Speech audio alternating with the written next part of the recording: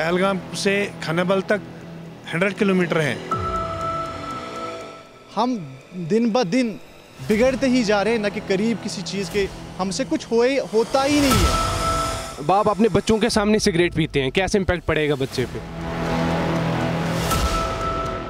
अगर कश्मीर का खुद का एक प्लेटफॉर्म होगा, यहाँ के जितने भी आर्टिस्ट लोग हैं, क्या उनको काम नहीं मिलेगा? जो कश्मीरी वुमेन है वो खुद भी प्रेफर करेंगी कि वो मतलब बिहाइंड द कर्टन ही रहे। कश्मीर सिर्फ एक जगह ही नहीं बल्कि एक ऐसा एहसास है, एक ऐसा जज्बा है जिसको तजुर्बा करने के लिए हर एक इंसान तैयार होता है। इस खूबसूरती जन्नत की हकीकी खूबसूरती। आदाब नाजरीन, आप देख रहे हैं प्रोग्राम रूबरू और मैं हूं प्रोग्राम की होस्ट इशरत बाट। और नाजरीन, मैं हूं प्रोग्राम का होस्ट मर्रीन मुद्दस्सिर। नाजरीन, आज हमारी टीम ने दौरा किया है ज़िले अनंतनाग के अचबल इलाके में। नाजरीन, हमारे प्रोग्राम का मुद्दा व मकसद यही होता है लोगों की बात आला हुकाम तक पहुंचाना। तो नाजरीन, आए करते हैं यहाँ के लोगों से बात और जानते हैं लोगों के मसले मसाइल। एजुकेशन में पिछले 100 सालों से नहीं हुआ था, वो पिछले 3 सालों से हुआ। क्योंकि एजुकेशन ही मेन है हमारा, सब कुछ तो एजुकेशन ही है। गवर्नमेंट एम्प्लॉयज़ है, टीचर्स है, प्रोफेसर्स है, लेक्चरर्स है, टाइम पे नहीं पहुंचते थे। आजकल क्या है, बायोमेट्रिक है। जो पिछले 100 सालों से नहीं हुआ था वो पिछले 3 सालों से हुआ है। क्या मकसद था पिछले 100 सालों से, क्यों नहीं हुआ ये? क्या पता, हमारी नसीब ऐसी है कि वो उन बातों की तरह इल्तिफा नहीं करते। So we should work on these things. मतलब एक मेडिकल कॉलेज होना चाहे तो क्यों हमारा पैसा किसी और कंट्री में जाए? तो एजुकेशन पॉलिसी सरकार ने नई लाई है, उस एजुकेशन पॉलिसी से यूथ को क्या फ़ायदा मिलेगा? एजुकेशन बहुत अच्छा है, काफ़ी सुधार आया हुआ है, पढ़ाई भी अच्छी हो रही है। बच्चे पहले स्कूल नहीं जाते थे, अब दौड़ के बच्चे स्कूल जाते हैं। यहाँ अनंतनाग से लेके आप पूरे डिस्ट्रिक्ट्स में देख लो, सिर्फ एक ही वो है, ड्रग्स। जहाँ समाज को एक नौजवान की ज़रूरत है, वही नौजवान आज नशे में मुब्तला है। बाप अपने बच्चों के सामने सिगरेट पीते हैं, कैसे इम्पैक्ट पड़ेगा बच्चे पे?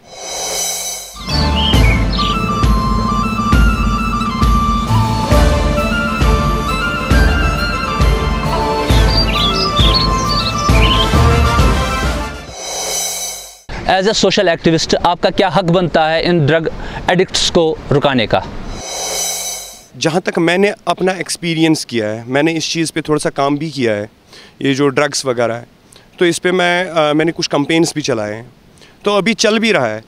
मेनली मैंने क्या देखा, जो बच्चे फ्री रहते हैं, जिनके पास मतलब फ्री टाइम रहता है, वो डेफिनेटली किसी न किसी गलत काम में इन्वॉल्व हो जाते हैं। तो मैंने इस चीज़, इवन मेरे पास कुछ ड्रग एडिक्ट्स आए भी है बच्चे, उनको मैंने इन्वॉल्व किया कुछ एक्स्ट्रा करिकुलर एक्टिविटीज़ में, जैसे एक्टिंग में, डांसिंग में, सिंगिंग में या किसी और चीज़ में मैंने उनको इन्वॉल्व किया। तो उससे क्या हुआ, उन्होंने अपने टाइम का यूटिलाइज़ किया, वो बिज़ी लग गए। तो काफ़ी सारे बच्चे ऐसे हैं, मतलब तकरीबन 10 से 12 बच्चे मैंने देखा पिछले 2 सालों में, 3 सालों में, जो बिल्कुल ये चीज़ छोड़ चुके हैं ड्यू टू व्हाट, कि वो बिज़ी लग गए।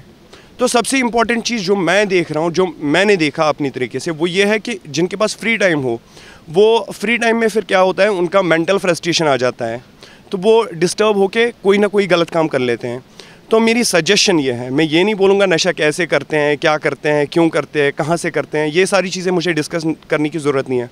हमें अभी ये सब डिस्कस नहीं करना है, हमें डिस्कस करना है कि इस चीज़ को हम कैसे रोक सकते हैं। जैसा कि आपका क्वेश्चन था कि मेरा हक क्या बनता है, मेरा हक ये बनता है कि मैं इस पे कोई सॉलिड रोल प्ले करूं। जैसा कि मैं ज़्यादा तो नहीं कर पा रहा हूं, लेकिन कोशिश कर रहा हूं।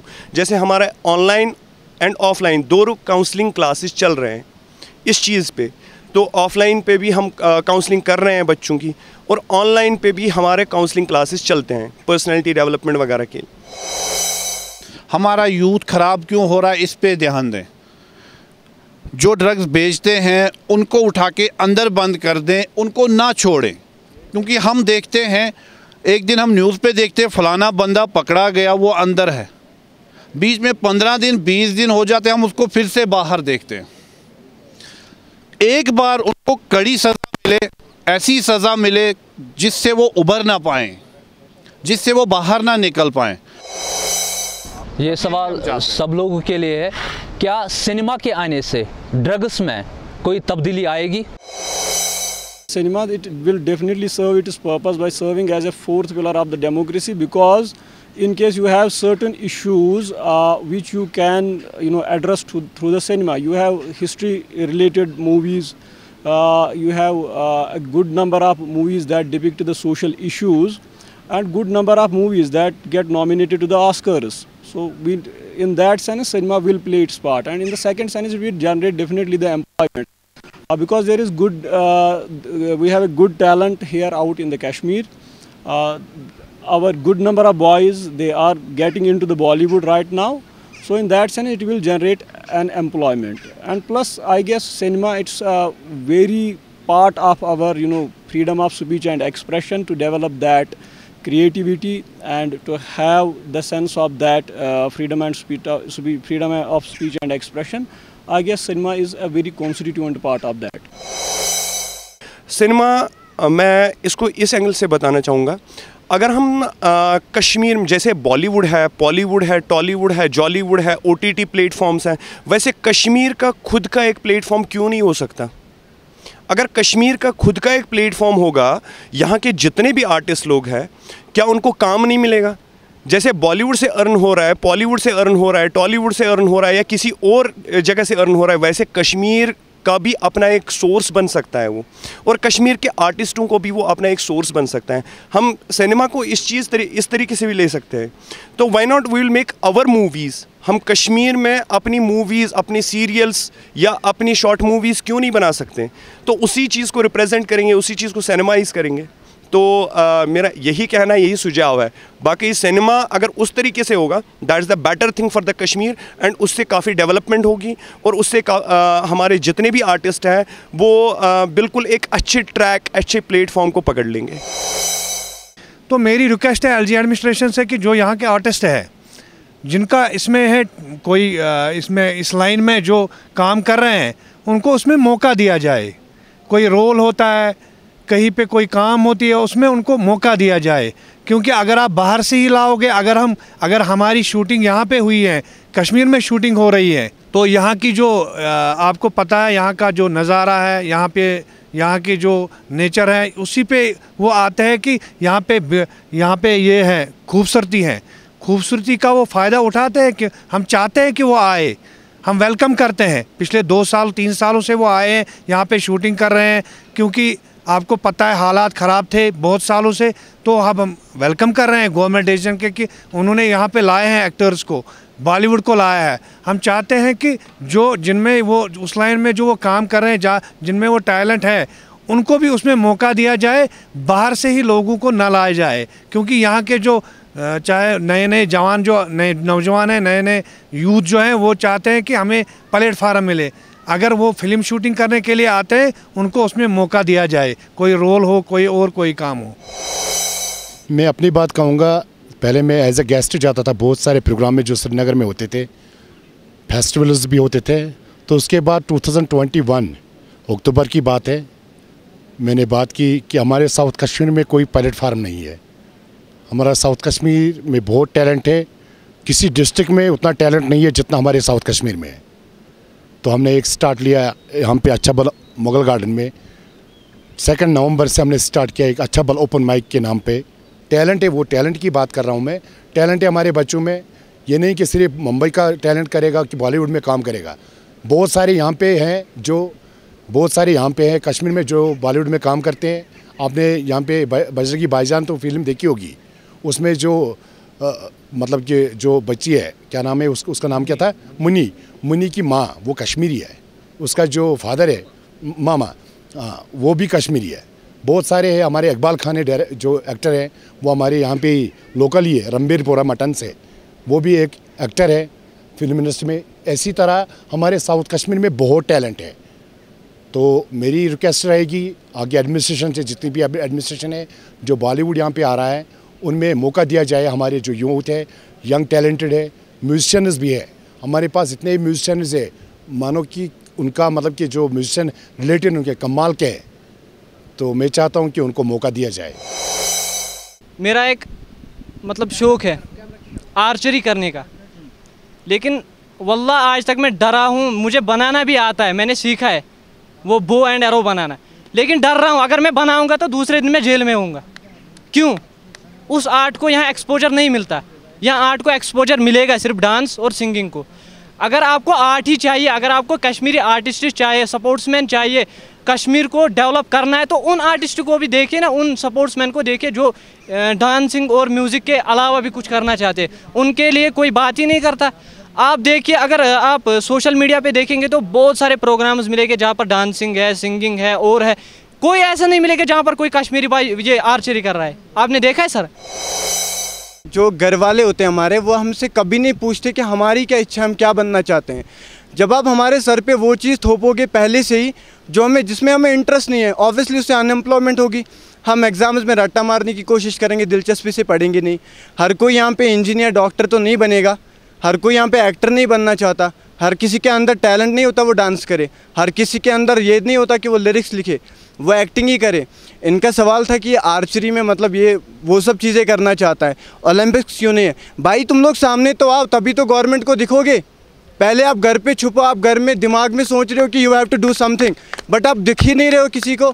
जब आप दिखोगे, जब आप अपना टैलेंट सबके सामने रखोगे, तब अगर कोई बात नहीं करेगा तब आपकी आवाज़ है। यहाँ तो ये डेमोक्रेसी किसको कहते हैं? फिर आपको हक है अपनी चीज़ बोलने की। जैसे मैं यहाँ पे बोल रहा हूँ, हमारे लिए कुछ नहीं कर रहे अभी, हम जो भी कर रहे हैं अपने हाथ से कर रहे हैं। एजुकेशन की बात रहती है, ड्रग्स की बात रहती है। ड्रग्स कैसे आते हैं? हम सब, मुझे भी पता है ड्रग्स से कितनी प्रॉब्लम्स होती है। ये महंगा भी है, ऊपर से हमारी ज़िंदगी को भी तबाह कर रहा है। यहाँ पे मेन जो आप अगर हमारी 90s जनरेशन के लड़के या फिर बुज़ुर्ग देखोगे, उनकी 19 ईयर्स ओल्ड एज है, तब भी वो अभी कड़क बन रहे हैं, अभी भी अच्छे से बैठ रहे हैं। हमारी 40 साल के बाद हमारे यहाँ तो कमर दर्द या फिर कैसे, ये सब क्यों हो रहा है? बात जो हो रही थी सिनेमा के बारे में, सिनेमा अभी तक चल रहा था हमारे जहन में। मैं तो ये भी बताऊंगा कि हमारे माशरे में सिनेमा छोड़िए, शराब है, ड्रग्स के बारे में अभी भी थोड़ी देर पहले बात हो रही थी। तो हर किसी, अल्लाह ताला ने हमें दिमाग दिया हुआ है, हर किसी का अपना अपना देखने का जो है नज़रिया होता है, ठीक है। अगर आप सिनेमा को एक पॉजिटिव वे में लेते हैं, अगर आप एजुकेशन को एक पॉजिटिव वे में लेते हैं, मैं आपको बताता हूँ, यहाँ पे हर कोई जो टॉप यूट्यूबर है वो किस बारे में बात करता है? वो बात करता है कि आप यूट्यूब पे पैसे के लिए मत आइए, राइट, ठीक है। तो उसका एक अलग नज़रिया है, आप पैसे के लिए यूट्यूब पे मत आइए, आप फेम के लिए आए, आप अपना पैशन जो है उसको फिनिशिंग देने के लिए आप यूट्यूब पे आइए। सेम बात ऐसी है मेरे लिए। तो मैं ये नहीं कह सकता कि सिनेमा गलत है। मेरे पापा सिनेमा देखने के लिए अप्रूव करता है, वो बोलते हैं कि आप सिनेमा देखो, लेकिन इससे पॉजिटिव चीज़ें ही आप अपने ऊपर लागू कीजिए। अगर डेफिनेटली सीधी सी बात है, अगर आप नेगेटिव चीज़ें अपने ऊपर करते हैं तो आप तो नेगेटिव वे में ही चले जाएंगे। एक चीज़ मैं देख रहा हूँ, बच्चे ज़्यादातर पार्क्स में घूमते हैं। वो कब तक उसके पीछे उसका टीचर घूमता रहेगा? कहाँ कहाँ उसका टीचर उसके पीछे घूमता रहेगा? ज़िम्मेदारी टीचर्स की बहुत कुछ होती है। जब वो बच्चा खुद भी समझे कि मुझे पढ़ना है, मैं यहाँ पर पढ़ने के लिए आया हूँ, मुझे कल की डेट में अपना कल बनाना है, मेरा आज तो चल रहा है, अच्छा मेरा कल कैसा होगा वो मुझे देखना है। जब वो बच्चा खुद वो सोचता है तो वो आगे बढ़ता है। वो पार्क्स में नहीं घूमता। मैं जब भी अनंतनाग बाज़ार में होता हूँ, मैं रहता ही वहीं पे हूँ, मैं जब भी देखता हूँ तब मैं स्टूडेंट्स ज़्यादा, सबसे ज़्यादा वज़ीर बाग जो भी पार्क है वहाँ पे स्टूडेंट्स को देखता हूँ। क्यों देखता हूँ? उनके दिल में चाहत नहीं है पढ़ने की। टीचर तो उनके अच्छे हैं, सारे टीचर्स अच्छे हैं, हम कभी उस्ताद को ब्लेम नहीं कर सकते कि वो नहीं पढ़ाते। बच्चा खुद नहीं पढ़ना चाहता। जो बच्चा दिन में अपने घर वालों को भी धोखा दे रहा है, उसके घर वालों को पता है मेरा बच्चा स्कूल में है, वो स्कूल में होता ही नहीं है। मेरा बच्चा कॉलेज में है, वो कॉलेज में होता ही नहीं है। वो कहाँ होता है? या तो वज़ीर बाग में होता है, या बिजबिहाड़ा में होता है, या तो वो ट्रेन में चढ़ के बनाल चला जाता है चक्कर लगाने, या ट्रेन में चढ़ के बारामूला चला जाता है। वो घर वालों, वो तो किसी की गलती नहीं, वो अपनी गलती है बच्चे को। ग्रेजुएशन में उन्हीं की बात करूँगा, क्योंकि मतलब कॉलेजेस में पढ़ाता हूँ मैं, तो उसी की ज़्यादा बात करूँगा मैं। तो बाहर जाते हैं पढ़ने के लिए, तो इसका डेफिनेटली मतलब ये है कि हमारे पास यहाँ हमारे इलाके में, हमारी वैली में ये फैसिलिटीज़ नहीं है। तो यहाँ पे अगर पीजी देखेंगे, कुछ यूनिवर्सिटीज़ मतलब Kashmir university, central university Kashmir, यहाँ कुछ बाकी गिने चुने मतलब जो है इंस्टीट्यूशंस कराते हैं। तो मेरा ये मानना है कि अगर हमारे पास जितने भी कॉलेज, अंडर ग्रेजुएट कॉलेजेस हमने दिए हैं, तो हमें उनको अपग्रेड करके इसमें पीजीज़ स्टार्ट करना चाहिए। तो ये डेफिनेटली हमारे लिए बहुत ज़रूरी है, क्योंकि हमारे जो स्टूडेंट्स हैं उनका फाइनेंशियल प्रॉब्लम्स है या किसी का कोई और मसला है, वो बाहर नहीं जा सकते, तो वो अपना पीजी जो है, हायर स्टडीज़ जो है वो यहाँ पे। एट द सेम टाइम जो और एक इम्पॉर्टेंट चीज़ है हमें, वो है स्किल बेस्ड कोर्सेज। देखिए NEP 2020 का जो ये सिनेरियो है, तो इसमें ऑलरेडी स्किल कोर्सेज़ का बड़ा मतलब जिक्र किया गया है, लेकिन हम इसको प्रैक्टिकली जो है वो स्किल कोर्सेज जो हैं वो हमें इंट्रोड्यूस करने ही करने हैं। तो वो स्किल्स एक्चुअली ज़्यादा लोकली बेस्ड होने चाहिए। हमारे यहाँ पे हॉर्टिकल्चर है, हमारे यहाँ पे एग्रीकल्चर है, तो इनके रिलेटेड जो है, या हमारा टूरिज़्म है, इनके रिलेटेड जो है वो स्किल कोर्सेज होने चाहिए इसी के अराउंड, ताकि ये जो हमारा यूथ है, जो हमारा बर्निंग इशू है अभी अनएम्प्लॉयमेंट का, हर साल जो है ऐड हो जाते हैं हमारे ग्रेजुएट्स, तो डेफिनेटली कि इनके लिए एक स्किल कोर्स होना चाहिए within the graduation. So after their graduation over they should not find themselves just as the parasites. अपने जो पेरेंट्स हैं उनके मतलब उनको वो बोझ नहीं बनना चाहिए उन पे। तो डेफिनेटली सरकार को इस पे देखो, प्रोग्राम हम कर रहे हैं रोज़, उस पर हम पैसे खर्च कर रहे हैं। हम आज भी प्रोग्राम करेंगे, इधर हम माइक लगाएंगे, हम बोलेंगे ड्रग पे, सारे बोलेंगे, सारे लोग बोलेंगे ड्रग पे, नहीं जनाब ये गलत है, ये वो हैं, ये हैं, ये हम सारे बोलते हैं 2 साल से, 4 साल से, 8 साल से। मगर इस पे हमें प्रैक्टिकली काम करना है। प्रैक्टिकली हम ऐसे करेंगे, अगर मेरे महल्ले में, मेरे घर में कोई ड्रग कर ले रहा है, मुझे उसको काउंसलिंग करनी है, मुझे उसको समझाना है।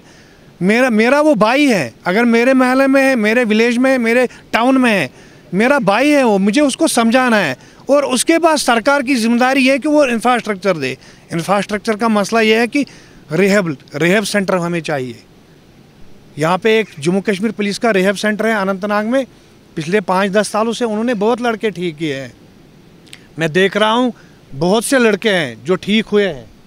तो मेरी गुजारिश है LG एडमिनिस्ट्रेशन से कि अगर कहीं पे भी ड्रग ले रहे हैं, इसमें सख्ती भी करनी है, क्योंकि जहाँ से आ रहा है कुछ सालों से उस पर सख्ती हो गई है।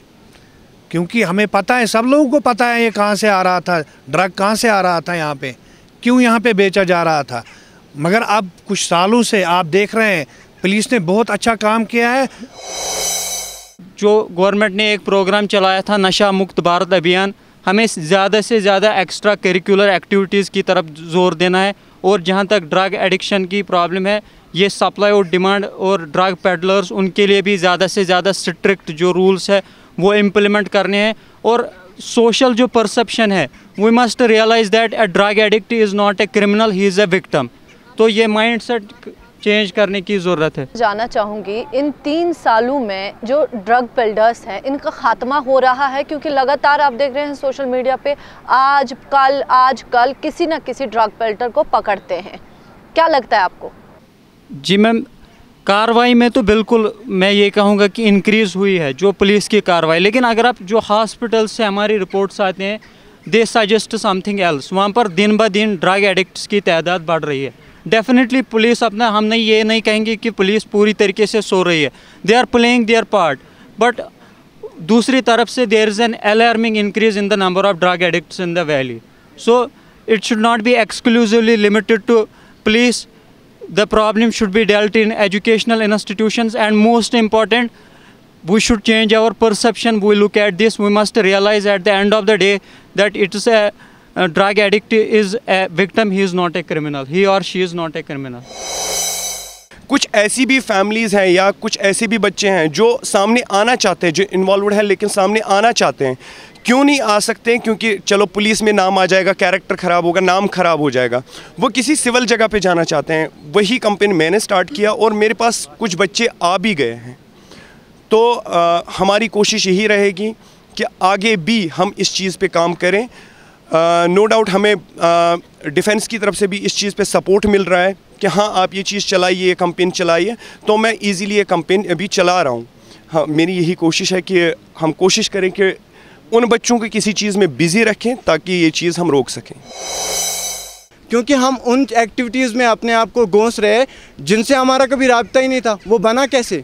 वो सब कुछ हम अपने घर से सीख रहे हैं। क्योंकि सोशल मीडिया की बात, सिनेमैटिक कबीर सिंह इन्होंने देखी है। क्यों देखी भाई? जब आपको ड्रग से प्रॉब्लम है, क्यों देखी? वो टॉप रेटेड मूवी क्यों है? फिर उसमें इतने वो बिलियन, सिनेमा बंद नहीं हो सकता, इट कांट बी क्लोज्ड। क्योंकि ये $1 बिलियन इंडस्ट्री है। सिनेमा खाली हॉलीवुड नहीं है, बॉलीवुड नहीं है, टॉलीवुड है, too many types of OTT platforms में हमारी रियलिटी वो दिखा रहे हैं। डायरेक्टर को आइडियाज़ कहाँ से आ रहे हैं? जब वो हमको ही देखता है, हम ड्रग्स कर रहे हैं, हम ये सब स्टोरीज़ खुद इमेजिनरी नहीं बल्कि रियलिटी में बना रहे हैं, तभी उस पर फिक्शस मूवी बन रही है। यही सब टेक्नोलॉजी के मुद्दे पे मूवीज़ है, वो तो हमारे पल्ले नहीं पड़ रहे क्योंकि वो हमें समझ नहीं आती हैं। हमें क्या चाहिए? रोमांटिक मूवी जिसमें लव स्टोरीज़ हो, जो हम रिलेट कर सके। That is the main issue. हम क्यों कह रहे हैं कि हमारे ऊपर लाइक कि हम खाली लड़कियों के मुद्दे में हम पढ़ रहे हैं, हम PhD करके फिर अनएम्प्लॉयमेंट हैं, फिर हम ड्रग्स करेंगे। इट्स नॉट अबाउट डिप्रेशन, आप खुद दौंप रहे हो खुद को वहाँ पे। यहाँ अचवल के इलाके में हमें काफ़ी ज़्यादा टैलेंट देखने को मिला, खासकर सिंगिंग में। तो आप हमें थोड़ा सा कुछ सुनाएं जिससे हमें लगा कि आपके अंदर कोई टैलेंट है। आसलारान छुस इंतज़ारस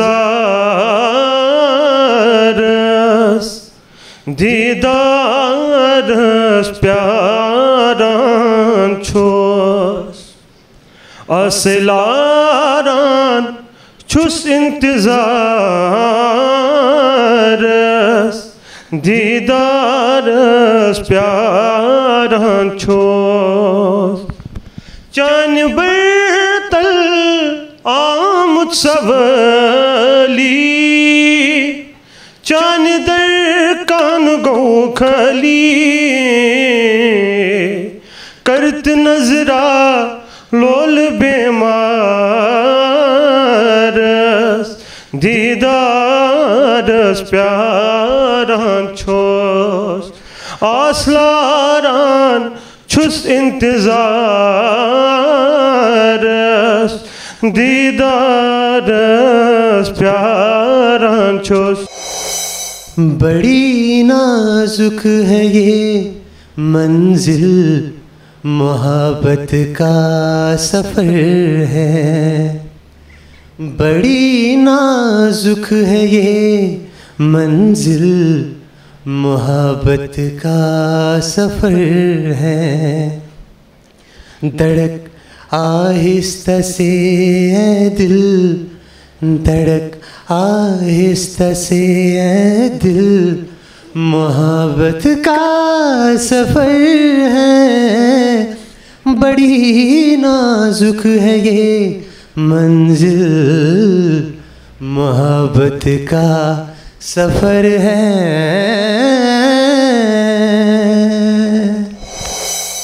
हर चेहरा यहाँ चांद है, हर जर्रा सितारा। हर चेहरा यहाँ चांद है, हर जर्रा सितारा। ये वादी कश्मीर है, जन्नत का नज़ारा, जन्नत का नज़ारा। ये चोटियाँ बरसों की हैं, आज़ादी का परचम देती हैं ये आज़ाद को बाहों का सहारा। ये वादी कश्मीर है, जन्नत का नज़ारा, जन्नत का नज़ारा। तो बात आ रही है, जैसे टॉपिक चल रहा है तो जो मैं प्लेटफॉर्म मिला है एक सिंगिंग के लिए, आई एम आर्टिस्ट सिंगर हूँ, तो जो प्लेटफॉर्म मिला है सबसे बड़ा थैंक यू हमारे जो अच्छा बल ओपन माइक चला रहे हैं शाहिद सर को और अपाया सर को, जिन्होंने हमें प्लेटफॉर्म दिया। और कश्मीरी में 2-3 लाइन से सुनाना चाहूँगा। बकरहास पोश वर्षुम हनाई नाच में कुन गसिम मुश्किल में आसान बवंद हजान लेती है मैं माशोक हाय विना पान बवंद हजान लेती है। शुक्रिया। पीर म्यान्यो गिर दिल गोस याद आसैनो पीर म्यान्यो यीरवुन छुस तार दी तो याद आसैनो पीर म्यान्यो पीर म्यान्यो पीर म्यान्यो पीर म्यान्यो। Thank you. हो नजर जाने दद बलनम पोषफलनम ददवनस लोलवारे नेरफुलिया फिर शहजार्यावनस क्या से सोंतस हर रंग गो याद आसैनो पीर म्यान्यो।